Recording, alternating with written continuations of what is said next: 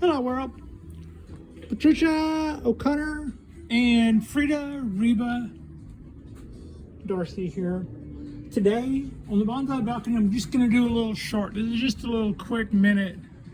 What I have here is my Ponderosa pine. Some of you watched me last night do a little bending on this Ponderosa pine. So I thought this isn't going to be long enough to be a long video, so I thought it would be just a good time to show you a little bit of what we worked on yesterday. Both of my hands are full. I want to tap on the glass and make this come in better focus, but I think that's about all I'm going to get. Anyway, I'm doing up close and tight and trying to show you the bends that we got in that guy. You see a little crack there, just starting to show. And let's see, I'm gonna come around this way because I can't rotate my wrist that far. Where is it? Where is it? Where is it? All right, come on around. Here we go. Now, here's a little thing to show you. And we got away with it. We totally got away with it. But get it in the light too. We look here. We just started to tear right there in that corner, close to where that little bud is coming out, right? Also, wiring fail on my part, which in a way led to that. One, that was a really, really good bend. Last night I remember when doing this on camera, I looked at that bend and went, that didn't break, and I kind of halfway expected it to. We're gonna stop there. But if you see the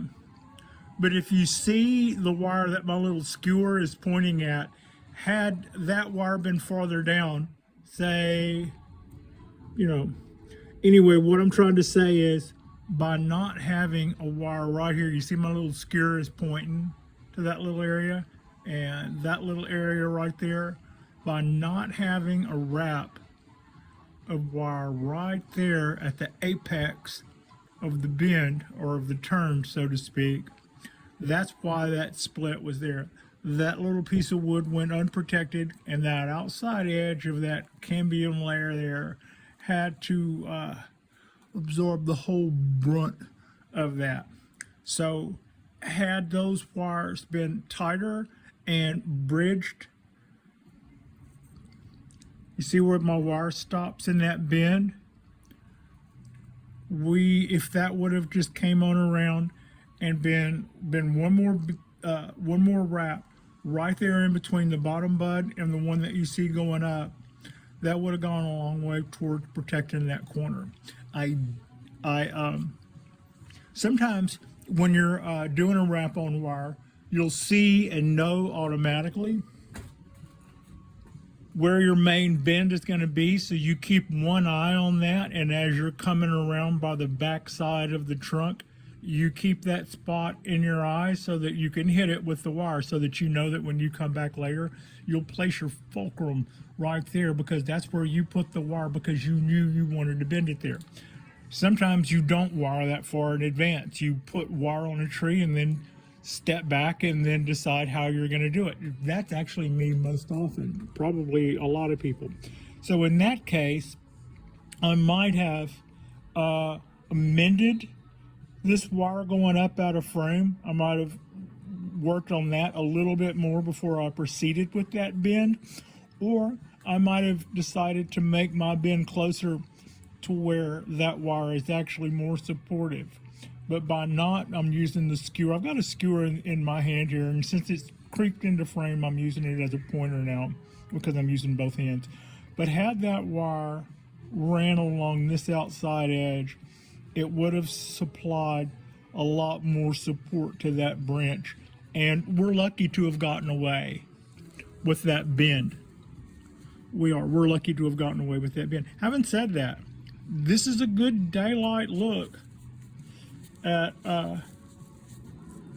what we did last night. The first, see that little motion coming out of the ground? That's a really good first. It bends in two different ways. It goes It bends in two different directions coming right out of the ground. That was good, and that was deliberate, and we watched that happen last night on. And then it kind of does all this stuff. Now I've got a little bit left to go here. I don't want to wire that green top because last time I tried to do one of those on a, well, not last time, but one time when I tried to wire something that green, I snapped it right off.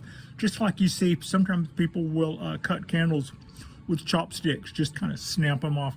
They will do that, and I stayed out of there. Also, the amount of needles in there means that I was about to get real busy making that more difficult. At the same time, I wanted to be more careful with that. So those two things combined made me just kind of back out. Anyway, that's a look. And by the way, just so you know, the first tree we started was not by any process other than it was the very first one. It was the very first one on the shelf. I grabbed the first tree and we started. So there we go. One down with a little bit of motion in it there. Now that it's sitting. So we got a little crack there. Now I can touch the screen and get this guy to focus in better too. Got a little crack there, got a little crack there. And I should have set this down before earlier. It made that a lot easier. And then we have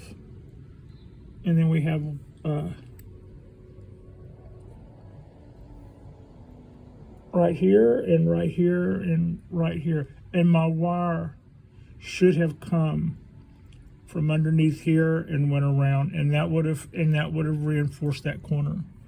Ponderosa, very limber at this stage of the game. Really happy with what we did last night. I don't think any of those little splits are going to slow this tree down. That's usually the kind of thing that you keep your eye on, not the kind of thing that you totally freak out over. You know, snapping it off and holding it in the other hand. That's the kind of thing that means game over. You screwed the pooch, so to speak. Quick look. This is the back side of the Ponderosa. Yesterday, I applied this guy wire. I'll bring this around. I'm showing some of yesterday's work. I applied a guy wire to this piece of wire.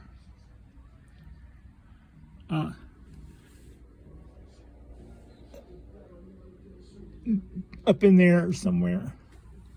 And then I grabbed this limb right here by its little handy carrying case and just yanked down on it while I pulled up with the other end of that guy wire, and then through loops in both ends, bringing this branch down. This piece was up here. Now it's down here. This piece was up here. Now it's down here. And this piece was up here, and now it's down there. It's my dead wood. Survived all of that in good shape. And actually it looks more relevant now, I think, that it's coming in. And let's see, where's the front of this tree? To push it. I can bring this forward because my stand here is on rollers. That's a great thing too, to have that guy on rollers. And then let's turn that way. Okay. I believe that's a good look at that guy. And before I start having to pay Lil Wayne for royalties, I better step out of the fire line of what's blasting there already. All right. It's a quick look at the Ponderosa that I worked on yesterday, as well as a little quick look at the Ponderosa that I worked on last night, gotten our little seedlings off and running. I was just out watering today. Everybody just looks so lush. Look at all these guys. Everybody survived their prunings. Everybody survived their last fall bendings and their this spring needle selection. And that's a little quick look at our coastal a coastal oak and our cork bark oak. Like and subscribe if you guys haven't already. This is going to stay short. I'm going to wind this up right about now. And I appreciate you. And Frida appreciates you. And it felt good to get one of these Ponderosas in the can as being bent. And like I said, I just grabbed the first one on the corner of the tin, and we started there with our pruning last night, and I think that went well. I don't really think any of that gave me too much of an unexpected issue, and the filming actually went pretty well too. So yeah, thank you so much for watching.